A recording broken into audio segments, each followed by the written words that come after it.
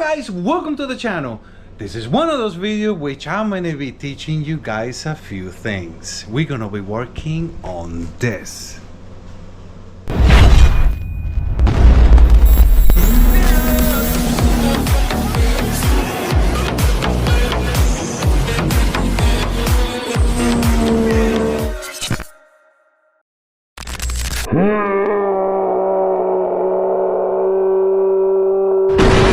Okay, that's what I think when I look at this wrap. Look at this. So tell me what you guys think about this wrap. You like it? You hate it? This is very interesting, very colorful now. This is one of those that either you hate or you love. Obviously the owner likes it, but he's having second thoughts. When I ask him, what is this? Anyway, thank you guys, thank you for tuning in, and remember to comment, like, and subscribe and share so we can do more videos like this one. So the story with this guy is it blew up. So he's been to every shop there is, and everybody's put their parts, everybody has put their tunes and everything until it went boom. So we are gonna find out what's wrong with it, and then we go from there. All right, we took the cover off, which it only had one bolt, by the way. This is what I got. He showed me the spark plugs. Obviously two are normal and one is black. I got it just like this. I'm opening this jetski for the first time with you guys. This is all loose. Obviously someone did no, the injectors are on. So the first thing we're gonna do is we're gonna do a compression test. We're gonna take all this stuff off and do a compression test, and then we go from there. Okay, so as soon as I took off the filter, I noticed that. What is that? Right there, that's exhaust. And it looks like the plastic, not the plastic, the foam is melted. If you can see the foam down there, it's melted. It has a hole. The foam melted. So there's something going on with that exhaust and the clamp, or however it bounds right here with this clamp right here. There's something wrong, and obviously it shoot like heat and fire or whatever it is, probably exhaust right through there, and it melted that. So that's an issue that we have to take care of. It's another problem. So let's get digging and see what else we find. All right, took the injectors off so we can spin the motor and to get the compression test, and then you're not gonna have fuel shooting inside the motor. You don't want that. So we are ready. Let's see if this thing even works. Let's see if it even turns. I'm just like you guys, I have no idea. So all right, well, hey, at least it's turning. So let's get a compression test. All right, so before you guys murder me on the comments, yes, it's a Harbor Freight one. Because all I'm looking for is for the numbers to be even. That's why I use this. I don't really go by the numbers. I know what the number's supposed to be because my friend has a snap-on one. And we compare them, and yes, there is a difference, but it's always the same thing, but it's a different number. So I know where it should be. I just add and subtract the number, and there it goes. But if there's a snap-on dealer out there and want to sponsor me with one, hey, welcome to Calas world. I accept it. I just looking for the numbers to be even. I don't even use these things. I just go by the you blown up, and if it goes dun dun dun dun dun, you're good.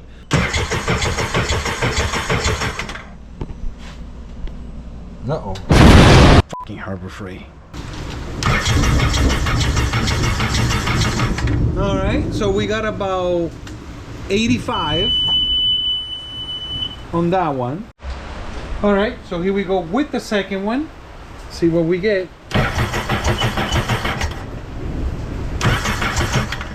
Well, this one has about 90, just about 90. And now we are number 3. Uh-oh.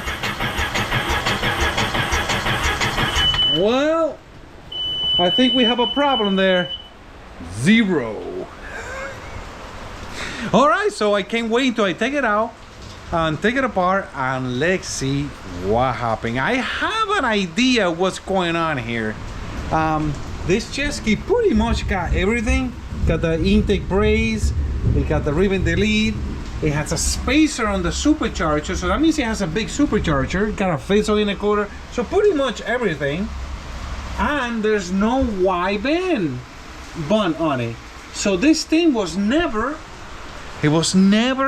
tuned the right way. It was just, they just keep putting flashes on it.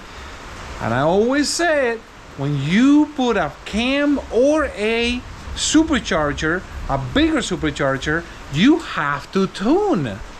You just can't put a flash and expect things to be fine. It doesn't work that way. So that's something for you guys to think about. You need a wideband and you need to know where your numbers are.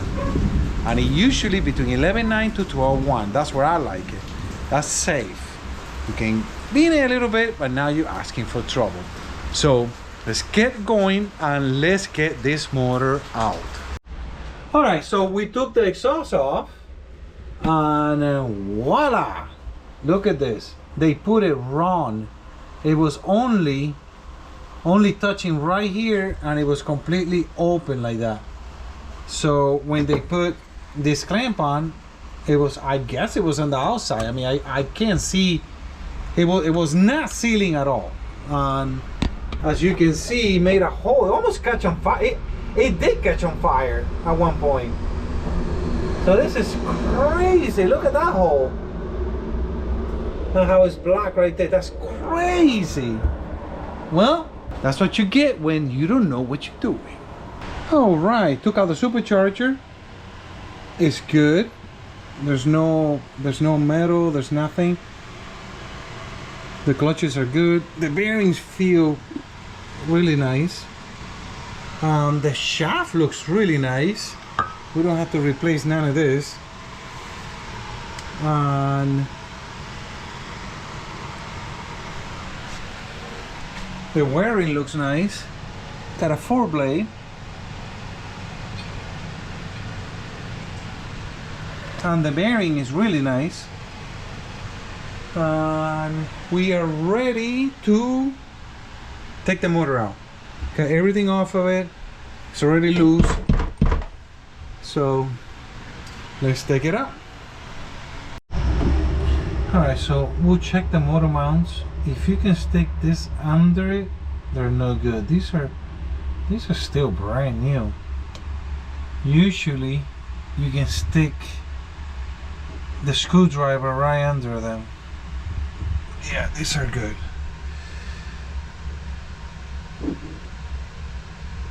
Nope. You can usually see how it just comes apart in here. This one is the same way.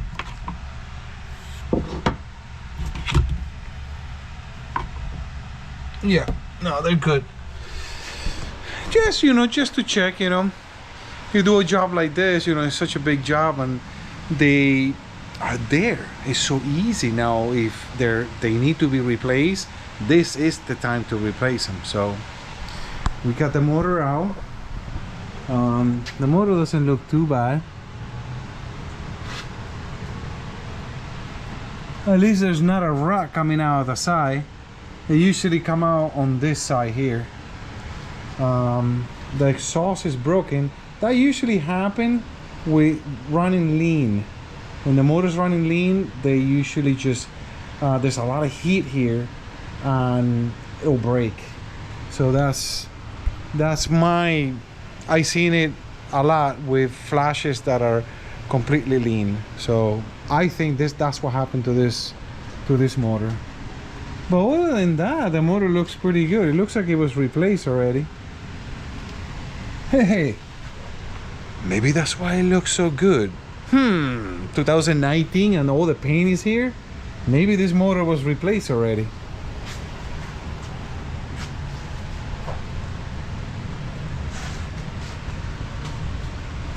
Oh yeah, the head is a 21, so that means this is a 22 motor. They're usually 1 year behind. Well, that's interesting. The motor is a 22. And it blew up already. Well, let's take it apart and see what happened. All right, so it's time to take the motor apart. This is the original motor. We just put it on the stand. And we are going to take it apart and see what happened. Now, this guy just got fed up and went and bought a new motor. I say, man, you should have talked to me before you did that, and it would have been maybe a little cheaper, because you never know. When your motor blows up, sometimes you spend a lot of money, but sometimes you don't spend a lot of money. You just don't know. But hey, can't beat new. So he got a brand new motor from Rotax, from SeaDoo, and that's what we're gonna be installing. A brand new 2023. Even comes with the spark plugs and the oil cooler. So now we're gonna take the head off and we're gonna see what we got. And that should be interesting. All right, so took everything off. It looks like it has a aftermarket cam, and this is a big one. There's a lot of people that question me, and I even question myself when it comes time to pin the 300 cranks, because they do come with a pin from factory. So I even question myself, but I still pin them, because someone already told me when they first came out, they told me, good friend of mine said, I don't trust that pin. So I pin them anyway. And here is the proof. This jetski did not want to go fast. So the owner didn't know what was wrong with it. Well, here we go. I got the crank locked. And look at this. It's completely off. There's no way. I already went back and forth. I shine a flashlight. There's only one pinhole in there, in that where on that section of the crank. There's no more pinholes. There's not two, there's not three, there's only one. And it's all the way inside. Can't even see, it's locked. So timing, it got messed up. So what I'm gonna do is I'm gonna take it apart. I'm gonna take this piece off, and I wanna see what happened, because there's a pin there from the factory. So I was right all along. I'm really happy for that, because I even questioned myself. I say, man, do I really need to pin these cranks? But I did it anyway. And here's my answer. So let's take it apart and see what happened. All right, guys. Well, this is it. I mean, now we're gonna see what happened to this motor. Why we got zero compression in number 3. See? Oh, isn't that nice? Look at that. It's missing half of the top of the piston, and it's not a valve. If you look over here, the valves are fine. The piston got melted. That, my friend, is tuned. And all this is the rings, the pieces of the top compression ring came apart, and those are the little pieces right there. Well, very interesting. All right, took the bottom cover of the engine off, and now we can see. This is what I was telling you guys. If you look, there's only one little hole. right there. That's what the timing is. This one has a whole bunch of holes, but this one, there's only one. So there's no way of getting confused. And this motor was apart by somebody else. Who knows the history on this? Like I always say, way too much silicone. And they put silicone in here. Why would you do that? See, silicone in here. This is covered. This is the inside the engine. The factory only puts silicone on that. Everything that touches the outside. Right here, right here, right here. Obviously, this is touching the outside. And you come through here. You don't need no silicone here, here, here. They put silicone everywhere. If you look in here, you see the silicone right there. So over here, silicone right there. So they just put silicone everywhere. Whoever did this, they must like silicone. So we're gonna take it out, and we're gonna see the damage. We're gonna see the damage on the block now. All right. Well, surprise. Look at that. And there's a hole it went through, and look all the aluminum on the actual rod. That's crazy. And he also made a hole on the block. I never seen so much damage. This is crazy. This is trying to get speed out of it and just holding on the gas and lean. Guys need to have a wideband. You can't trust the flashes because every jet ski is different. Every situation is different. You might get a flash from me that works in Florida perfect, but you're in New Jersey, you're in California, and it's not gonna perform the same. You need a wideband, and you need to see the numbers. You need to see what's going on. Well, stuff like this happens. So now let's take this guy off and let's see what happened to the factory pin. All right, guys, so I love to be right because I've been doing this for years. I've been racing and beating the crap out of SeaDoo motors for years. I might not know about Yamaha, might not know about cars and engine. I know about my damn SeaDoos. And this is something that I've been arguing with a lot of you guys and a lot of keyboard warriors. They sit behind the keyboard on the computer and they're experts. There's a lot of experts out there and most of them don't know nothing. Well, enough of that. I was right. Since the 300 came out in 2016, they came out with a pin. I did not like that pin because it's all to one side. It only has a little bit of room so it doesn't move. Well, my theory just came true. Look at this. If you guys can see right there, the pin completely moved. You can see where it used to be, and now you can see where it's at.